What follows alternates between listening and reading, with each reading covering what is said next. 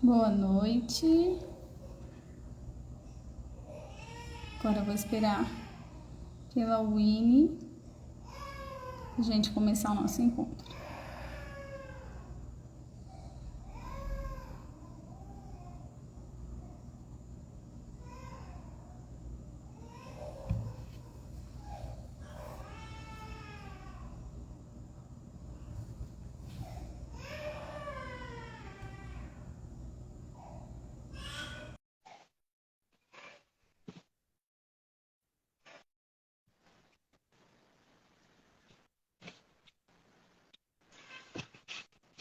Winnie.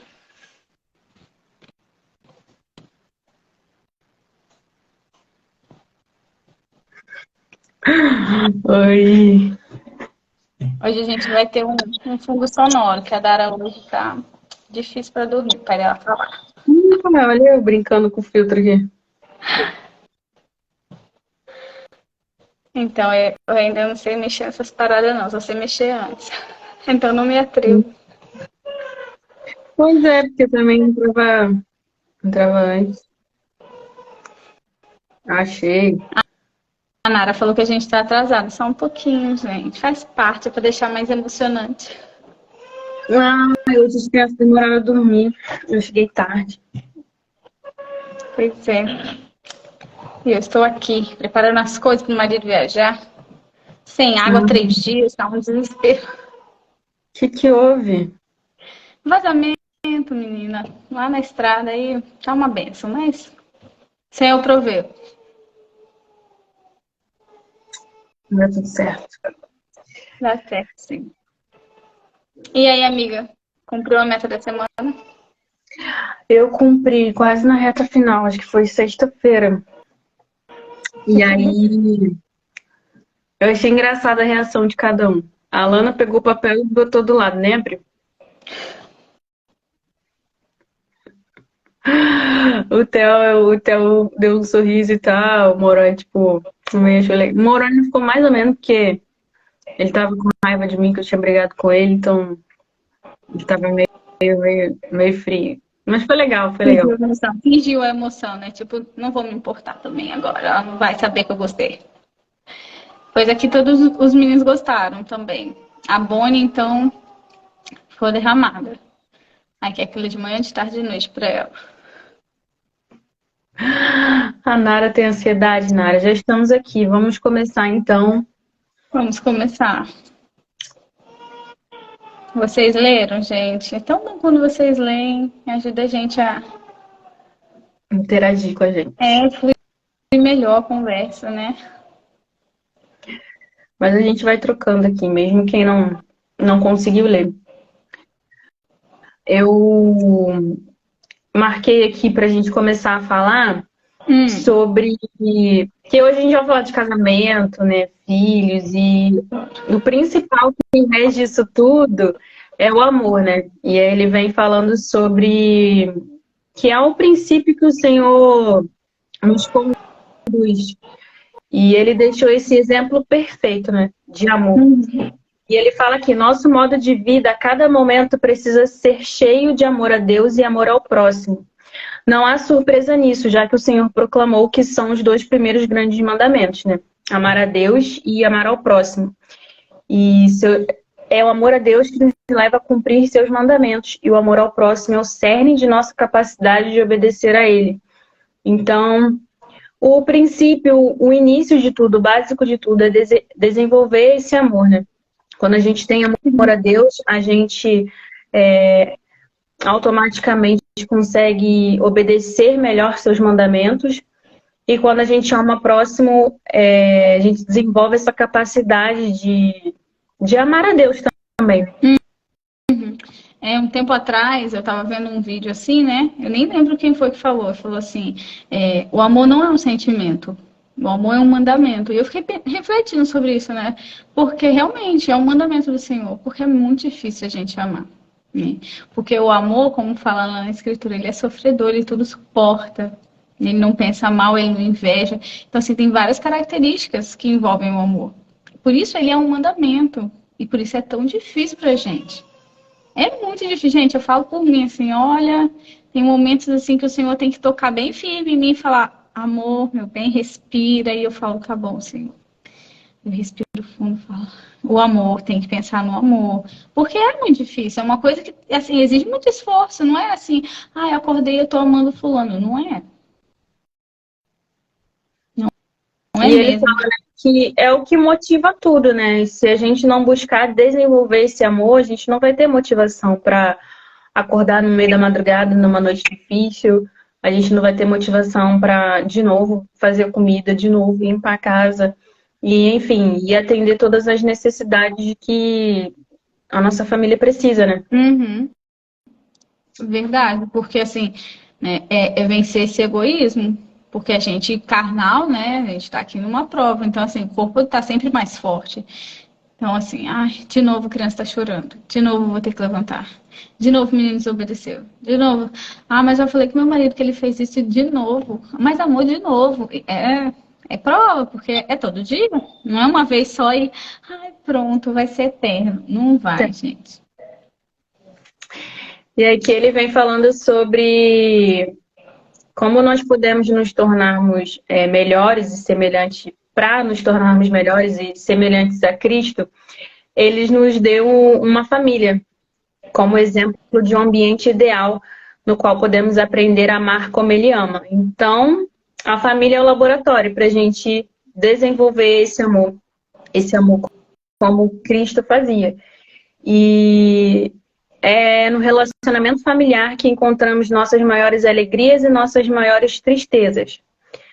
As alegrias advêm de colocarmos o bem dos outros acima do nosso próprio bem. E isso é amor. Então, o que a gente falou agora, né?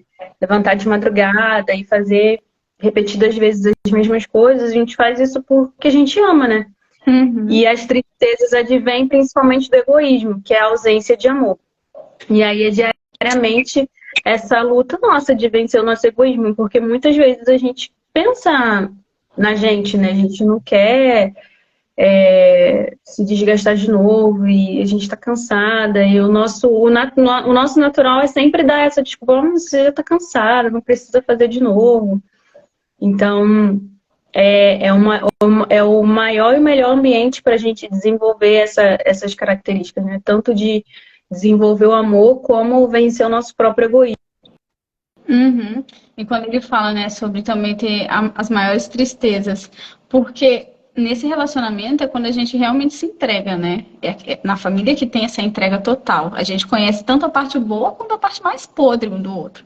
E aí a gente acaba, né, se ferindo, né, se atacando em relação a isso, né? Como ele me ama, então eu posso mostrar para ele essa minha parte mais podre, porque ele vai me perdoar e ele me ama. E a gente sofre muito com isso, né? Toda a família sofre com isso. Mas é aquela coisa de se esforçar, não. Por amor a ele, eu preciso melhorar essa minha parte. Eu preciso vencer esse meu hábito de fazer tal coisa, porque eu sei que fere ele, né? Hoje foi até, eu estava conversando com o Moroni, porque eu estava falando com ele que ia ter que tirar o jogo do Theo. No sábado eles jogam um pouco, né? Só que o Theo tá muito desequilibrado. Porque ontem ele não conseguiu jogar, então o dia para ele foi um caos. Ele ficou muito irritado, não dormiu, ele chegou a ter insônia. E aí a gente falou, ó, chega, não vai dar, e consequentemente ele não vai poder ver você jogando. Até então eu tinha pensado com o Jefferson da gente. O Theo dorme depois do almoço, então o Moroni poderia jogar, para também não privar ele. E aí quando eu dei a notícia, ó, seu irmão não vai jogar mais, ele começou a rir. Eu falei, você tá achando graça? Então, ó, acabou pra você também, porque eu quero ver se você vai rir agora também. Porque eu falei pra ele assim, ele falou, mas eu ri sem querer, mãe. Eu falei assim, mas é aqui que você tem que aprender a ter empatia pelas pessoas. Ó. Você tá achando que é engraçado seu irmão, porque é uma coisa importante pra ele, que ele gosta de fazer. Então são nessas pequenas coisas que a família é esse laboratório, né?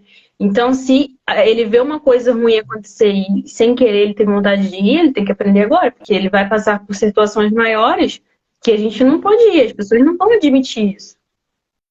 É a minha dificuldade com o Davi aqui em casa. Em muitas situações, assim, que ele tem que mostrar, tem que ficar sério, né? Que em situações que os irmãos se machucam, às vezes, e ele cai na gargalhada. Eu falo, meu filho, por que você tá rindo? Não sei, mãe, eu tô rindo. Eu falei, não, você tem que tentar entender o sentimento que você tá tendo. Porque não é legal, olha lá, sua irmã tá sofrendo com o que aconteceu. Aí ele pede desculpa, a gente conversa e tal. E realmente é aqui dentro que ele vai aprender. Se a gente não começar a moldar isso, né, contornar e dizer para ele, olha, você precisa ter empatia pelo teu irmão, você precisa ter amor pelo teu irmão. Eles tiveram uma briga no final, na semana passada, semana passada não, agora, né, no carnaval. E aí a gente sentou para conversar, a gente estava bem saindo para ir para a piscina, e aí a gente desistiu, sentamos aqui e fomos conversar, porque eles estavam brigando, né? Eu falei, meu filho, pensa, você acha que seus problemas acabariam se o Senhor agora tirasse o seu irmão das nossas vidas? Aí ele parou assim e falou, não, mãe, não vai acabar. Eu falei, claro que não. Tem que aprender a lidar com os problemas, aprender a conversar com ele, porque vai surgir sempre, cada vez, um problema novo. Então a gente tem que aprender a resolver o problema. E a gente ficou um bom tempo conversando aqui na sala, até eles entenderem, pedirem desculpa um ao outro. E vai ser assim. E todo dia tem que conversar. Então, ele fala que o ideal que Deus estabeleceu para nós é o de formar uma família de maneira mais acertada para conduzir-nos à felicidade e afastar-nos das tristezas. O homem e a mulher devem fazer o convênio sagrado de colocar o bem-estar e a felicidade do outro no centro de sua vida. Os filhos deveriam nascer em uma família na qual os pais consideram as necessidades dos filhos tão importantes quanto as próprias necessidades. E os filhos devem amar os pais e amarem-se uns aos outros. Então, primeiro ele fala sobre isso, né? Que nosso objetivo é esse, né? De ter felicidade e afastar a tristeza. Então, a gente está aqui sempre tentando contornar essas pequenas coisas que tem no dia a dia. E o convênio que a gente tem quando a gente casa é de colocar o bem-estar, a felicidade do outro como centro da nossa vida. Então, o nosso principal objetivo, nós como mulheres, é o bem-estar do nosso marido, a felicidade dele. E se o outro está pensando nisso também, não tem como o casamento dar errado, né? Nesse sentido de, se eu estou preocupada com ele, ele está preocupado comigo, a gente vai ter essa união, essa preocupação um com o outro, né? Uhum. É interessante que ele usa, né, a palavra deveriam, porque muitas vezes a gente não vai estar numa situação perfeita, né? O outro vai estar pensando só nele, ou, né, tem a família que não tem o pai ou a mãe, mas de ter esse equilíbrio. Ele fala que deveriam, mas ainda é um propósito, né? Ainda é o propósito de que o casal seja, né, o foco, se esforce ali para suprir as necessidades um do outro, de ter esse amor, essa visão de cuidar do outro e em seguida cuidar dos filhos. E o que a gente mais vê aí, muitas vezes, é a mãe e o pai que botam os filhos no pedestal. E eles estão lá em cima, antes das suas prioridades. E aí o casamento acaba e ninguém sabe por quê. E sendo que, na verdade, eles esqueceram que eles são ali o foco. Primeiro, nós dois. Não no sentido de egoísmo, mas no sentido de priorizar o relacionamento deles. Porque se os pais não estiverem bem, nada mais vai bem. Não anda, não anda. E sobre essa questão, né, Dai, também da gente sempre estar considerando a necessidade dos filhos. E hoje a gente também vê que muitas pessoas não querem ter filhos porque elas estão pensando nas próprias necessidades deles, né? E se a gente sempre for pensar nas nossas necessidades, elas são infinitas. Sempre vai ter um motivo para a gente achar que não é a hora, não é o momento e tudo. Então, é realmente procurar esse equilíbrio da felicidade no casamento entre o casal e aí depois atender às necessidades dos filhos. Porque também tem muita, por exemplo, vou falar no caso das mães, né? Que não conseguem fazer para si mesmos porque, se eu vou na rua, só consigo comprar roupa para os meus filhos. Se eu vou fazer alguma coisa, eu estou sempre pensando nos filhos. Então, é buscar esse equilíbrio, né? Da nossa necessidade e da deles. Não adianta a gente querer deixar os filhos parecendo reis e a gente tá andando pior do que o mendigo lá na rua. Né? Eu já passei por essa fase de, não, eu vou gastar pra mim, mas eu preciso gastar pra ele. Fulaninho tá precisando de sapato, fulaninho tá precisando disso, fulaninho tá precisando daquilo. E me deixava pra trás. E aí eu falei, não, peraí. Meus filhos estão andando bem arrumados, cabelo penteado, todos bonitinhos, e eu tô andando maltrapilha. A gente tem que se colocar. Se a gente não tá bem, como que a gente vai ajudar o outro, né? É aquela velha história. Se a minha lâmpada não tá acesa, como é que eu vou acender a do outro? Não dá. Não tem como. E aí ele traz alguns conselhos aqui sobre para a família, né, em si. O primeiro, dou um conselho para o marido e a mulher. Orem pelo amor que lhes permita ver o que há de bom em seu cônjuge. Orem pelo amor que faz as fraquezas e os erros parecerem pequenos. Orem pelo amor que faz da alegria de seu cônjuge a sua alegria. Orem pelo amor que os fará querer aliviar o fardo e amenizar os sofrimentos de seu cônjuge. Aqui já dá uma live só sobre isso, né? Perfeito, perfeito. Né? Porque muitas das vezes, né, eu falo assim, porque são experiências, né? Vou fazer 15 anos de casada, então são experiências que a gente vai passando e vai aprendendo. E o outro bonito aparecendo ali. E muitas vezes eu não conseguia enxergar as necessidades dele. Ou eu não conseguia ficar feliz com o que ele fez. E aí eu precisava mudar isso, vencer esse egoísmo. Não, peraí, eu preciso ficar feliz com a felicidade dele. Eu tenho que orar para que ele possa progredir em relação a isso. Em relação ao trabalho dele. Né? Eu tenho que celebrar com ele, eu tenho que ajudar ele. Eu lembro que em 2016, quando ele estava fazendo o curso dele para sargento, né, ele falou assim, amor, eu quero ser o primeiro da turma. Eu falei, beleza. Você pode esquecer todas as responsabilidades de casa, você só vai estudar. E foi um ano assim, loucura, loucura, loucura. Porque eu sabia que ele não ia fazer nada em casa, porque ele estava estudando. E ele só estudava. E assim, foi muito puxado. E ele foi o primeiro da turma. E aí a gente celebrou junto. Depois teve uma premiação para quem foi o primeiro, né? Ninguém nem estava esperando muito isso. Teve premiação e a gente foi junto, né? Poucas pessoas levaram a família para poder celebrar junto com eles. Assim, foi muito gostoso estar lá com ele e falar, a gente fez parte disso. Foi um sacrifício mútuo, né? Você se sacrificou estudando para poder melhorar a qualidade de vida da sua família, a gente se sacrificou do lado de cá. E a gente tem que aprender a celebrar junto com o outro. Assim como ele fica super feliz quando eu falo, ai, quero fazer tal coisa. Ele fala, vai lá, estuda, faz o que você quer, vou te ajudar. Tem que ter essa parceria. Sim. E aí, pontuando aqui, então, orar para que a gente consiga sempre ver o que há de bom. Dependendo da situação, a gente só vê os defeitos, né? E aí vai virando uma bola de neve, você só vê defeito, defeito, critica, critica, e não consegue mais ver o que tem de bom. Então, orar sempre para ter esse amor, de ver as qualidades. Até porque, né, ninguém é a princesinha perfeita, né? A gente também não é. Mamãe me criou princesa, mas a gente não é. Não é, não? Tem um monte. Dá para fazer listas assim completas de todos os nossos defeitos. É só a gente arrancar as próprias escamas. Eu sei as minhas chaves. E aí, ao mesmo tempo que a gente precisa buscar ver o lado bom, orar para que os erros e as fraquezas pareçam pequenos. Eu estava até rindo ontem com o Jefferson falando assim, que não tem graça você ficar falando que eu sou perfeito. De vez em quando você tem que falar as coisas que eu tenho que melhorar, não sei o quê. Ele falou assim, não, eu sou perfeito. Mas é basicamente ter essa visão, né? De os defeitos que a gente tem parecerem pequenos, que a gente aprende a lidar, a conviver. E foi o que você falou também, da gente ter alegria, vibrar realmente com o sucesso do outro, com a alegria do outro. E aí a Nara está até falando, devemos orar para que o nosso esposo nos ame como nós o amamos. Exatamente. Então a gente tem que amar mais para poder ser mais amada. Oh.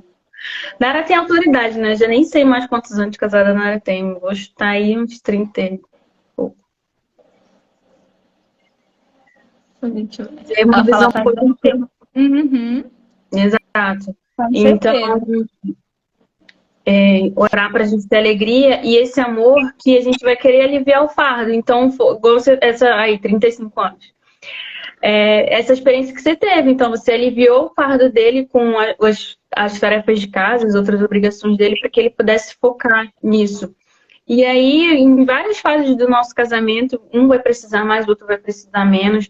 Quando a gente aí está passando por um bebê pequeno, e aí eles podem aliviar o fardo com outras coisas.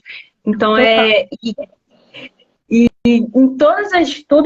e acho que me chamou a atenção, todas as coisas aqui a gente pode buscar por meio de oração.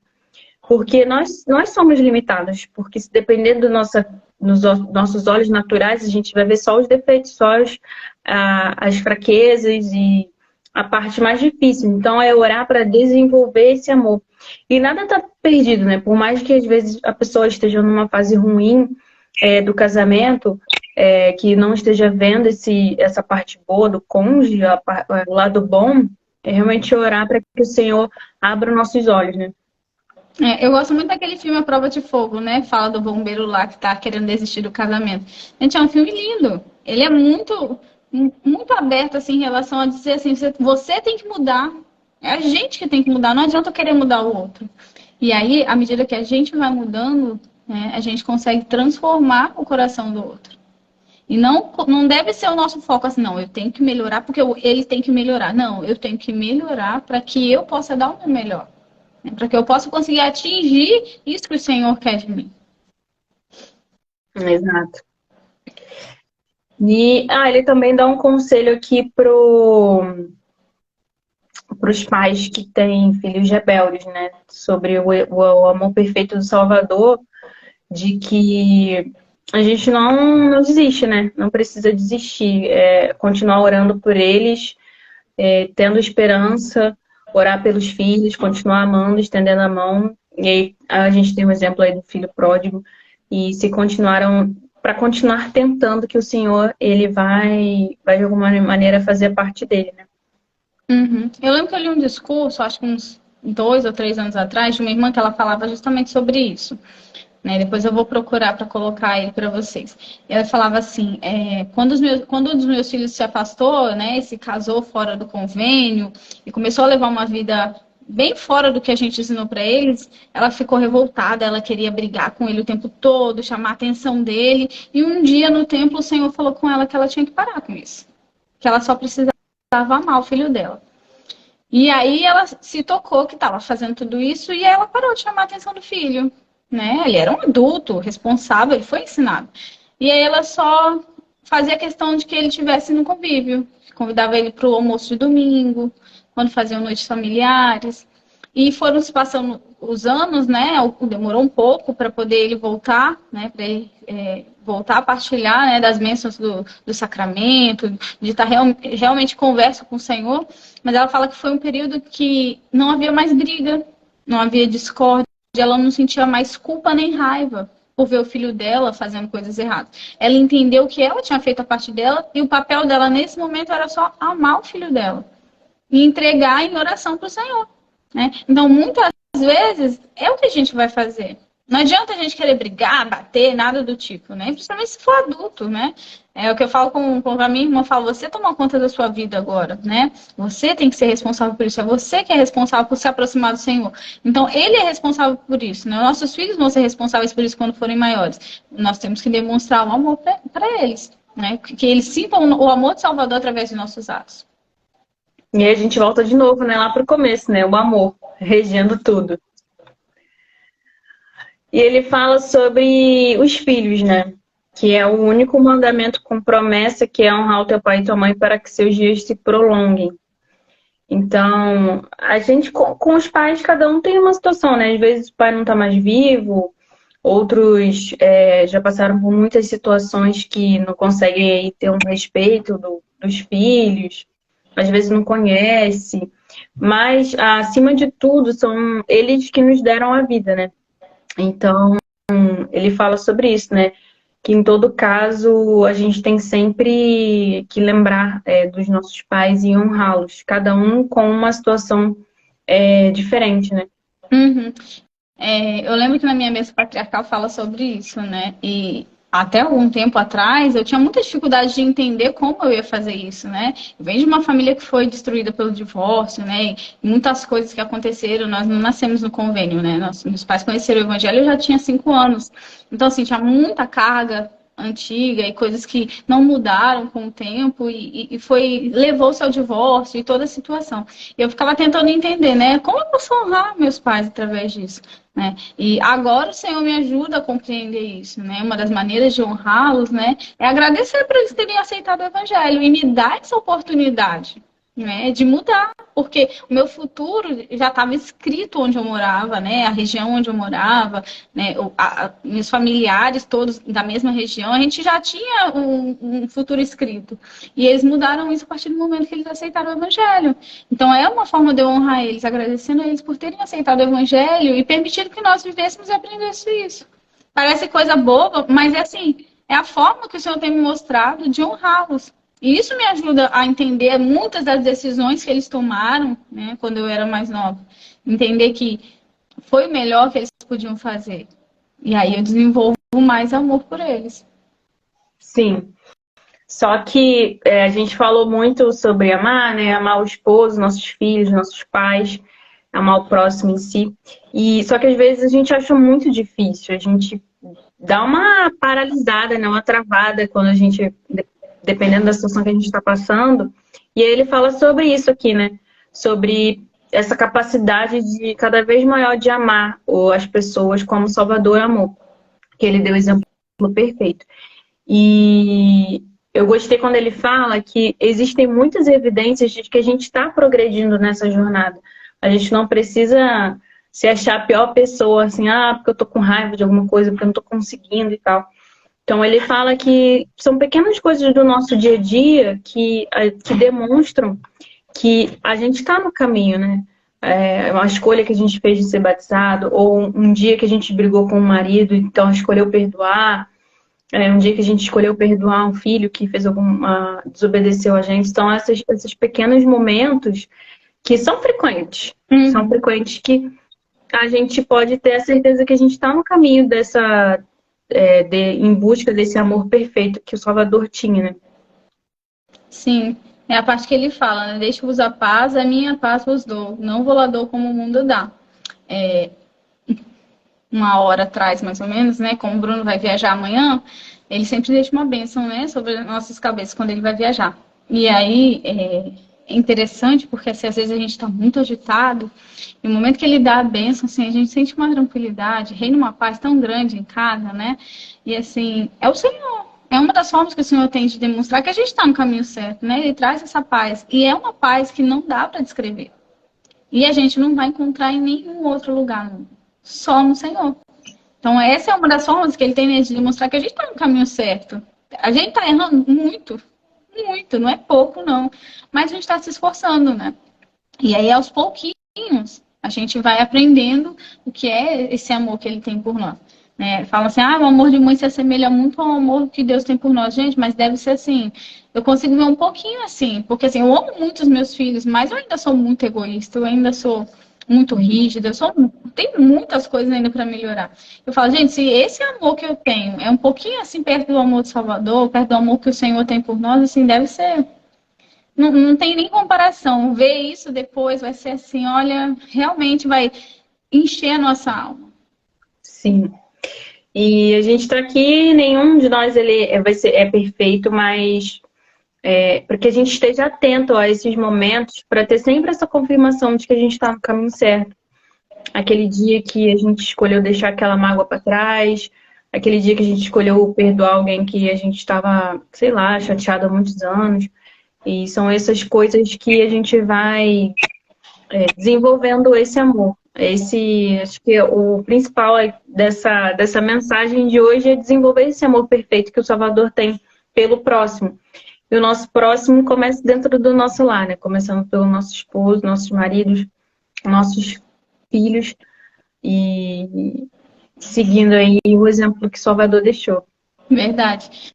E lembrando que amar não é um sentimento, é um mandamento. Por isso que é tão difícil. Ele exige muito da gente. Demais, assim. Ele vai exigir realmente transformação. Exato. Adorei. Eu também. Alguém quer comentar alguma coisa? Uma experiência? Eu gosto de ler experiência, gente. Eu sempre aprendo alguma coisa. Verdade. Sempre aprendo. Nossa, e a gente estava em conferência esse final de semana, né, da Estaca. Gente, olha, eu não esperava receber tanta instrução. Foi muito bom. Foi maravilhoso.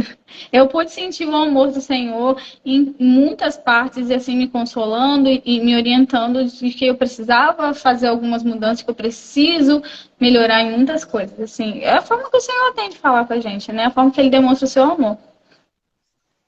Verdade. Adorei. Vamos encerrar? Vamos encerrar. Então, até semana que vem. Obrigada pela presença de todos. Beijo.